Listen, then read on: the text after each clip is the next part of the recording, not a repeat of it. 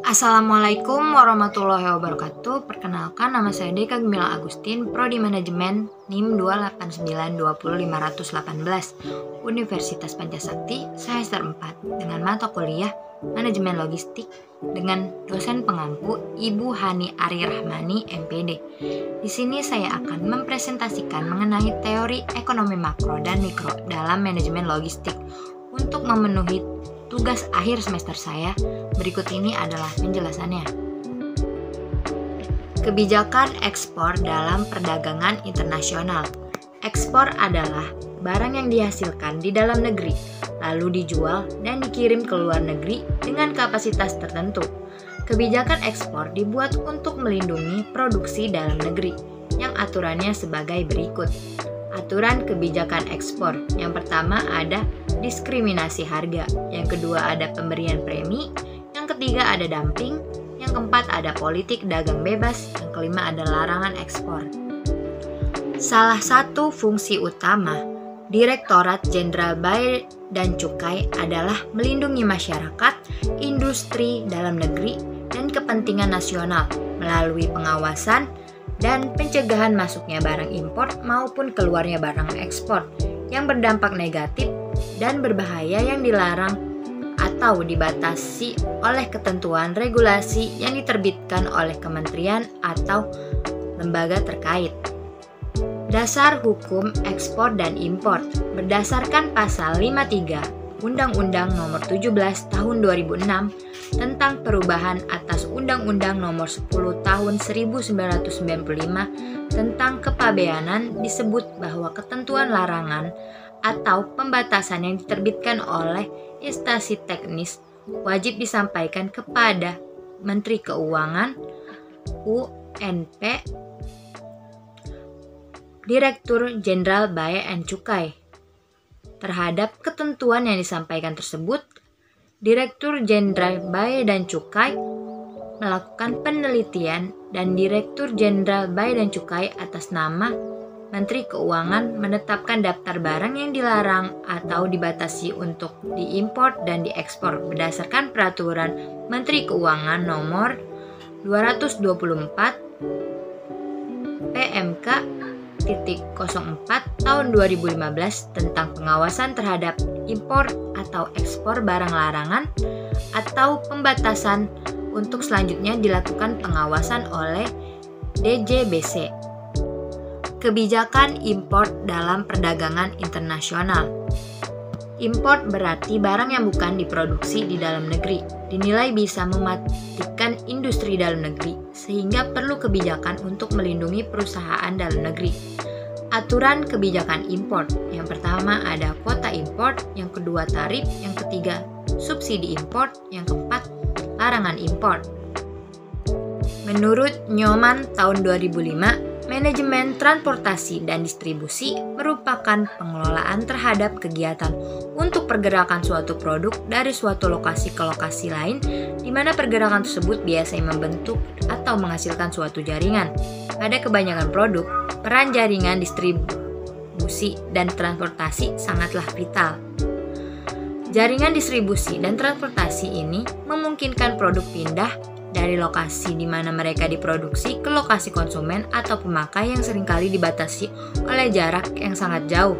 Kemampuan untuk mengirimkan produk ke konsumen secara tepat waktu dalam jumlah yang sesuai dan dalam kondisi yang baik sangat menentukan apakah produk tersebut pada akhirnya akan berkompetitif di pasar. Kemampuan untuk mengelola jaringan distribusi dewasa ini merupakan satu komponen keunggulan kompetitif yang sangat penting bagi kebanyakan industri. Fungsi dasar manajemen transportasi dan distribusi. Secara umum, fungsi distribusi dan transportasi pada dasarnya adalah mengantarkan produk dari lokasi di mana produk tersebut diproduksi sampai di mana pelayanan kepada konsumen. Pada prinsipnya, tujuan ini bertujuan untuk menciptakan pelayanan yang tinggi ke konsumen yang bisa dilihat dari tingkat service level yang dicapai, kecepatan pengiriman, kesempurnaan barang sampai ke tangan konsumen, serta pelayanan purna jual yang memuaskan. Kegiatan transportasi dan distribusi bisa dilakukan oleh perusahaan manufaktur dengan membentuk bagian distribusi atau transportasi sendiri untuk diserahkan ke pihak ketiga. Dalam upaya untuk memenuhi tujuan-tujuan di atas, siapapun yang melakukan internal perusahaan atau mitra pihak ketiga, manajemen distribusi dan transportasi pada umumnya melakukan sejumlah fungsi dasar yang terdiri dari 1. Melakukan segmentasi dan menentukan target service level. Yang kedua, menentukan mode transportasi yang akan digunakan. Yang ketiga, melakukan konsolidasi informasi dan pengiriman. Yang keempat, melakukan penjadwalan dan penentuan rute pengiriman. Yang kelima, menyimpan persediaan. Usaha retail merupakan dari bagian saluran distribusi yang memegang peranan penting dalam rangkaian kegiatan pemasaran dan merupakan perantara dan penghubung antara kepentingan produsen dan konsumen.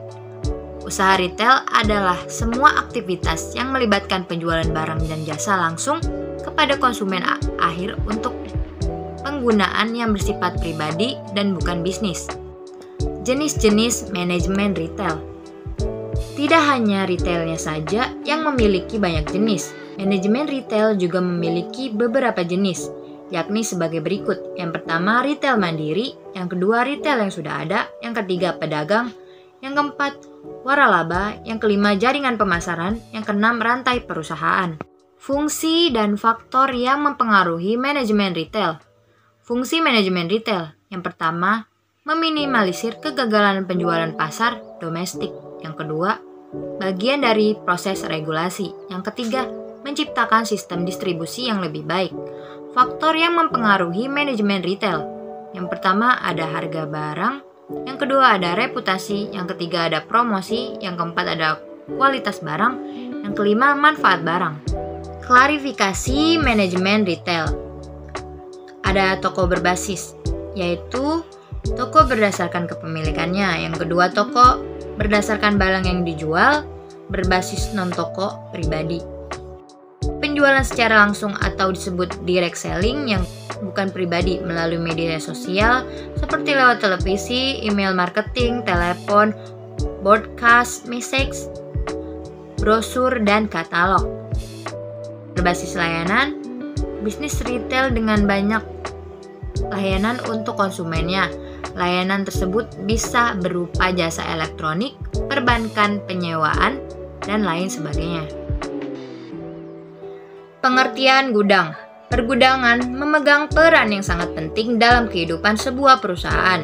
Barang yang disimpan di gudang bisa dalam bentuk bahan baku, bahan setengah jadi, suku cadang maupun produk jadi. Peningkatan produktivitas dan layanan pergudangan akan sangat berpengaruh pada performasi perusahaan secara keseluruhan. Di dalam manajemen gudang, penyimpanan barang sementara di gudang terbagi menjadi 3 bagian. Ketiganya adalah penerimaan barang dari supplier, handling barang, dan juga pengeluaran barang ke tujuan lokasi produksi. Untuk mengetahui lebih lengkap terkait dengan sistem manajemen gudang, berikut penjelasannya lebih rinci. Yang pertama ada kegiatan administrasi. Administrasi adalah salah satu kegiatan dalam manajemen gudang yang mengatur seluruh pengeluaran dan juga pemasukan dana dalam perusahaan. Dalam pencatatan tersebut tentunya akan memudahkan pengembangan perusahaan yang berkaitan dengan manajemen warehouse 2. Penerimaan barang. Kegiatan penerimaan barang ini diatur untuk memetakan besaran dana dari produk yang diperoleh oleh perusahaan. Yang ketiga, penyimpanan barang. Barang yang sudah masuk ke dalam gudang harus tersimpan dengan aman dari bahaya apapun di dalam gudang. Yang keempat, pengemasan barang. Kegiatan pengemasan barang dilakukan agar barang sampai ke tangan konsumen dengan aman dan dalam keadaan baik. Yang kelima, pengeluaran barang. Barang yang sudah keluar dari warehouse harus tercatat dengan detail sehingga sistem pengeluaran barang tertib dan juga efisien. Hal ini berdampak pada pengelolaan di dalam warehouse yang mudah. Contoh manajemen gudang yang baik. Yang pertama ada budgeting yang tepat untuk perusahaan. Yang Yang kedua, manajemen gudang yang sesuai. Yang ketiga, peraturan dan perkembangan bisnis yang tepat. Tujuan fasilitas pergudangan. Yang satu, membantu pengadaan material yang dibutuhkan dalam jumlah yang ekonomis dan dengan harga yang paling rendah. Yang kedua, menyelesaikan proses-proses penerimaan, distribusi, dan pengolahan inventari secara tepat. Yang ketiga, memelihara kondisi material yang disimpan agar tetap dalam kondisi yang baik sampai material tersebut diperlukan.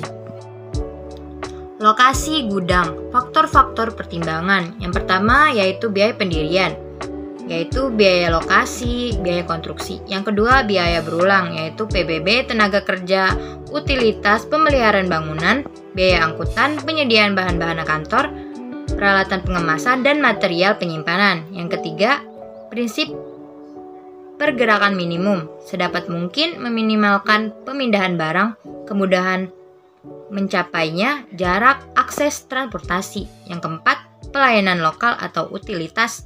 Yang kelima, ketersediaan tenaga kerja. Yang keenam, keluasan beroperasi. Jenis-jenis gudang. Yang pertama ada gudang tertutup penuh atau setengah tertutup, lingkungan tidak terkendali. Yang kedua, gudang tertutup penuh, lingkungan terkendali. Yang ketiga, gudang tahan api. Yang keempat, gudang bahan peledak. Yang kelima, gudang bahan bakar. Yang keenam, daerah penyimpanan terbuka. Sarana dan perlengkapan gudang. Tujuannya melakukan penanganan material gudang secara efektif dan efisien, terdiri dari yang pertama, perlengkapan di dalam gudang. Yang kedua, perlengkapan di luar gudang. Pengertian pemasaran. Pemasaran adalah proses perencanaan dan pelaksanaan konsepsi, penetapan harga, promosi, dan distribusi atas ide, barang, dan jasa untuk menciptakan pertukaran agar dapat memuaskan kebutuhan pelanggan dan perusahaan sekaligus.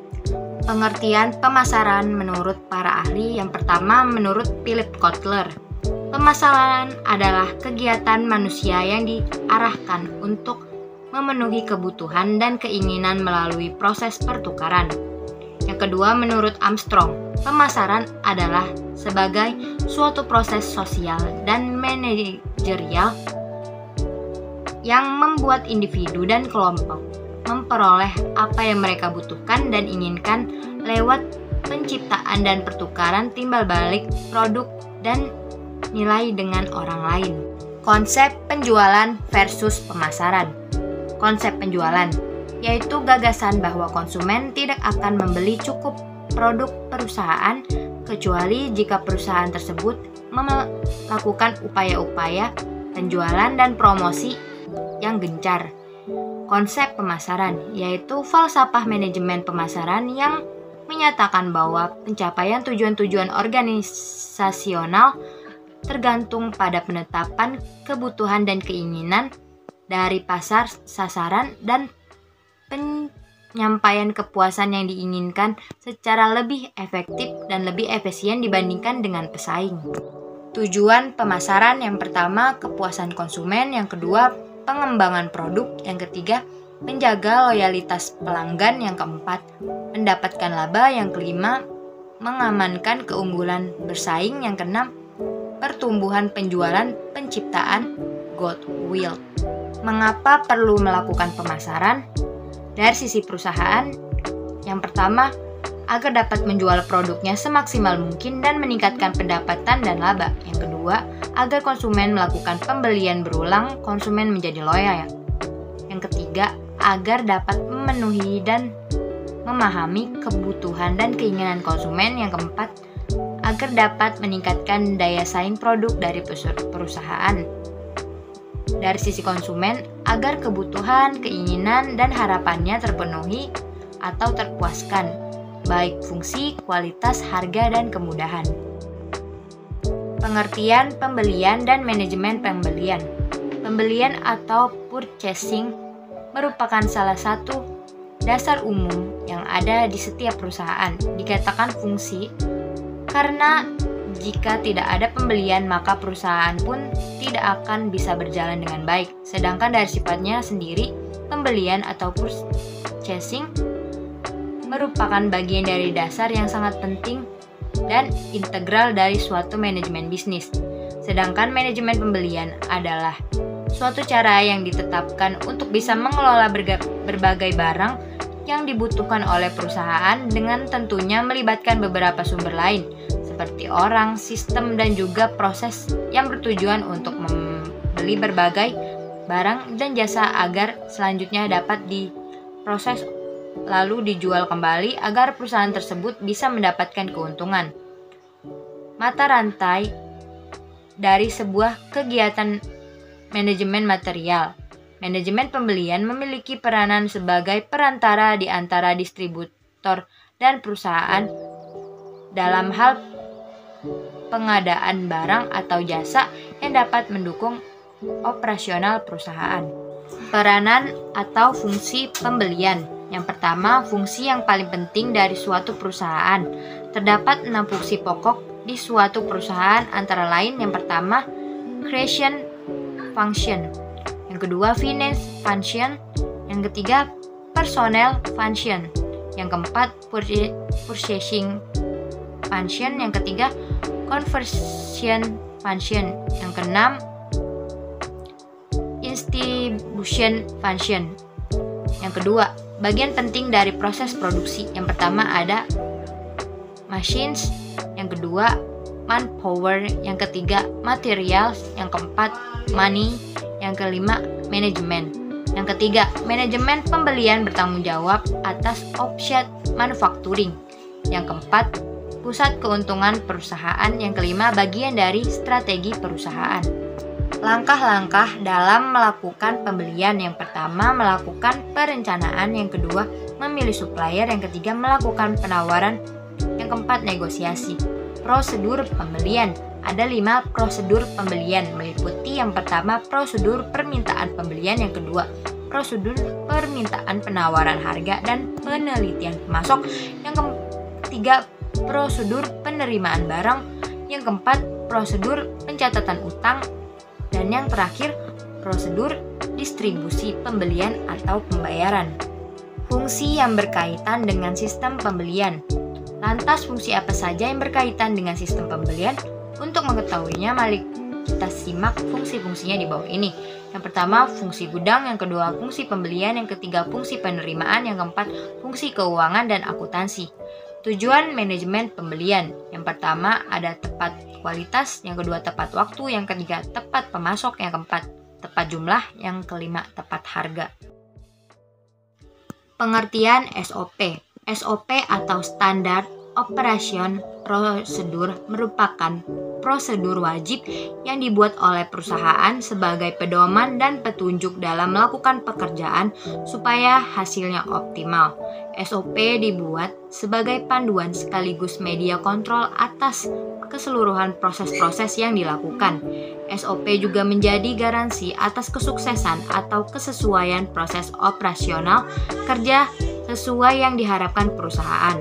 Aturan ini sendiri tidak hanya soal bagaimana menyelesaikan pekerjaan, ada SOP jika terjadi bencana, SOP jika karyawan izin, SOP jika karyawan akan pindah tugas, dan lain sebagainya. Pembuatan SOP. SOP dibuat untuk membantu pegawai suatu perusahaan memahami proses yang harus mereka kerjakan agar sesuai dengan ketentuan perusahaan. Setiap proses memerlukan perincian masing-masing dan biasanya dibuatkan SOP logistik yang lebih terperinci. Berikut gambaran untuk pembuatan SOP. Yang pertama, besaran proses yang akan dilaksanakan. Yang kedua, merumuskan tujuan dan target proses. Yang ketiga, prasyarat agar proses menghasilkan hasil yang berkualitas sesuai target. Yang keempat, barulah bisa merumuskan strategi prosesnya agar hasil outputnya memuaskan. Contoh SOP logistik. Ada banyak sekali SOP dalam perusahaan. Salah satunya dan yang akan dibahas di sini yaitu SOP untuk bagian logistik. Dalam proses bisnis logistik, ada proses-proses umum yang kita tahu seperti penerimaan barang, penyusunan, penyortiran, pengiriman, dan di mana Di dalam proses-proses itu terdapat aturan-aturan agar semuanya berjalan lancar. Masing-masing proses kerja tersebut memiliki SOP yang berbeda, masing-masing disesuaikan dengan tujuan dan situasi pekerjaannya.